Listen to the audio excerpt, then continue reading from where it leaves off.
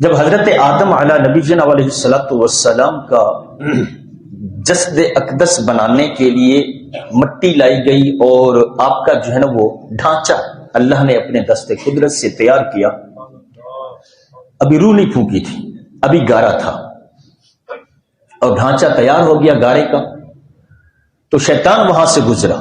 آپ جانتے ہیں کہ یہ جنت کا خزانچی بھی تھا، یہ لعین جنت کا خزانچی بھی تھا اور فرشتوں کا استاد بھی تھا۔ یہ وہاں سے گزرا تو دیکھا حضرت آدم علی نبینا علیہ الصلوۃ والسلام کا ڈھانچہ تیار ہے، کہنے لگا کہ یہ جنت میں جائیں گے، یہ جنت کے وارث بنیں گے، یہ مقام علیین میں رہیں گے، اگر ایسی بات ہے تو تھو۔ اس نے حقارت سے حضرت آدم علیہ السلام کے ڈھانچے پر تھوک دیا، اور وہ تھوک اس کا کہاں گرا؟ جو ناف کی جگہ تھی۔ آج آپ کو یہ بات شاید زندگی میں اپنے پہلی بار سننے جا رہے ہو، اتنا زندگی کا عرصہ بیت گیا شاید آپ نے کسی سے نہ سنا۔ تو وہ تھوک حضرت آدم علیہ السلام کے ناف والی جگہ پر گرا، اور آپ جانتے ہیں کہ یہ ناف کا سوراخ کیوں ہے؟ آپ کہتے ہیں کہ وہ تو ناف تھی کٹی گئی، تو ناف کاٹی تو گئی لیکن سوراخ کیوں ہے اندر؟ اتنی جگہ اندر کیوں ہے پیٹ کے؟ تو اللہ تعالیٰ نے حکم دیا جبریل امین کو کہ یہاں سے مٹی اٹھا لو۔ وہ جو مٹی اٹھائی گئی اس وجہ سے انسان کے ناف والی جگہ پر وہ جگہ اندر کی طرف ہوتی ہے، یہ سبب بنا۔ اب وہ جو مٹی اٹھائی گئی تھی وہ کدھر گئی؟ اس کو کہاں پھینکا گیا؟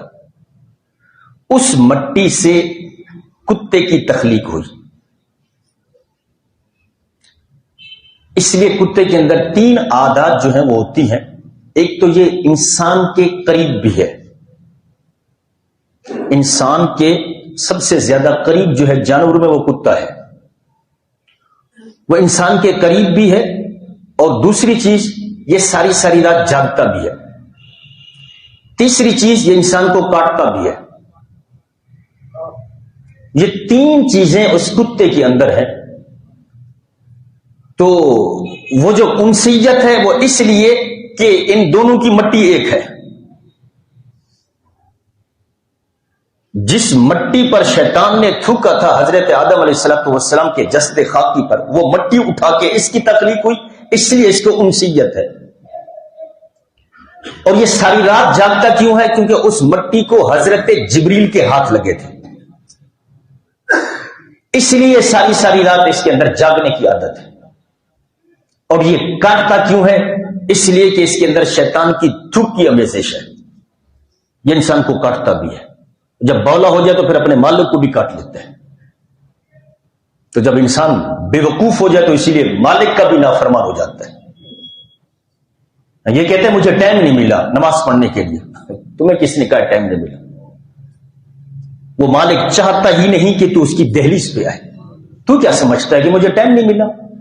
میں ذرا مصروف تھا، آج کام بہت زیادہ تھا۔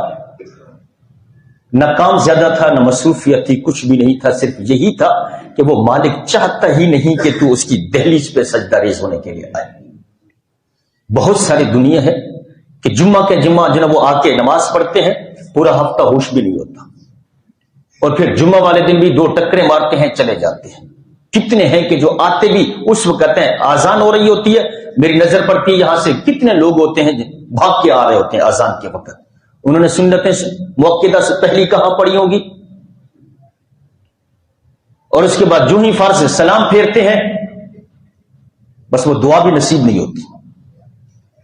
8 دنوں کے بعد رب کی بارگاہ میں، رب کے گھر میں، جہاں ہر وقت انوار و تجلیات کا، سکون کا، اطمینان کا جنہوں یہاں نزول ہوتا ہے، رحمتوں کی بارشیں ہوتی ہیں، اس مسلمان کو 8 دن کے بعد جو مسجد میں آنا نصیب ہوتا ہے اس کو اس وقت بھی جنہوں وہ سکون نہیں ملتا، یہ اٹھ کے بھاگتا ہے بازار کی طرف۔ تو بد نصیب مسلمان، پھر تو سوچ تو صحیح، کبھی بیٹھ کے اپنے آپ سے سوال تو کر، اس نفس سے پوچھ تو صحیح کہ کم وقت تجھے رب کے گھر میں سکون نہیں ملتا تو پھر بتا تمہیں سکون ملنا کہاں پہ ہے؟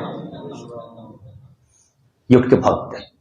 یہ سنتیں چھوڑ دیتا ہے، یہ سنتیں نہیں پڑھتا، کہ میں 2 فرضی ہیں۔ میں اور آپ ذرا اپنی زندگی کا حساب لگیں، کتنا عرصہ ہو گیا کہ ہم صرف فرض پڑھ کے بھاگ جاتے ہیں۔ کبھی سوچا